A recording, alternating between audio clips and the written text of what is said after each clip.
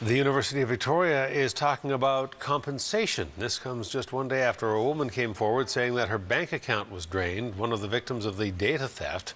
Police believe the fraud likely is linked to the theft of data from UVic over the weekend, affecting thousands of current and former employees. Tonight, UVic says it'll pay for employees to have their credit monitored, but it comes as cold comfort for some who say that dealing with this mess has turned into a full-time job. CTV's Brett Manier has more. These are busy days for PhD student Tara Clark, and they just got a whole lot busier.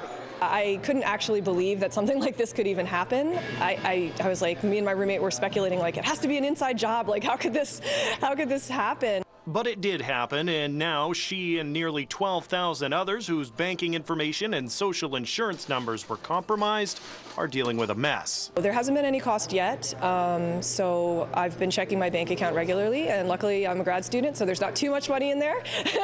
So I haven't had anything happen, negatively yet, but I do have an appointment with the bank to close my accounts and reopen accounts. And she might be lucky. Thursday, Saanich Police announced they're investigating what may be their first case of fraud linked to the theft. We spoke by phone with the woman whose account has been cleaned out.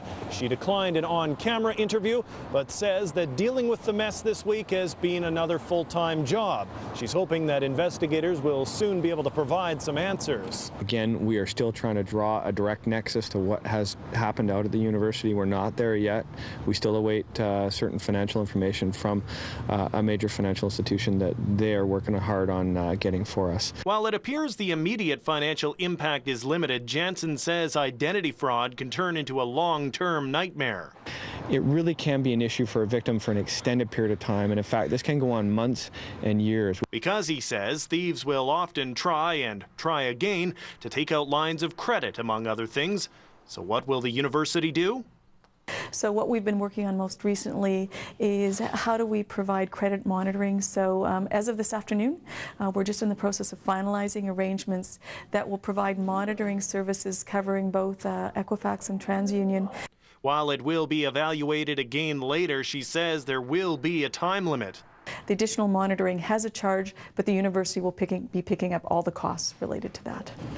And how long will this activity go on? We will be providing this for a year. That could be cold comfort to those like Tara who worry this could follow them for a long time. Brett Manier, CTV News, UVic. By the way, UVic says the Administrative Services Building will be open and will be staffed tomorrow from 10 until 3 o'clock for employees who want to come in after they've made appointments with their banks.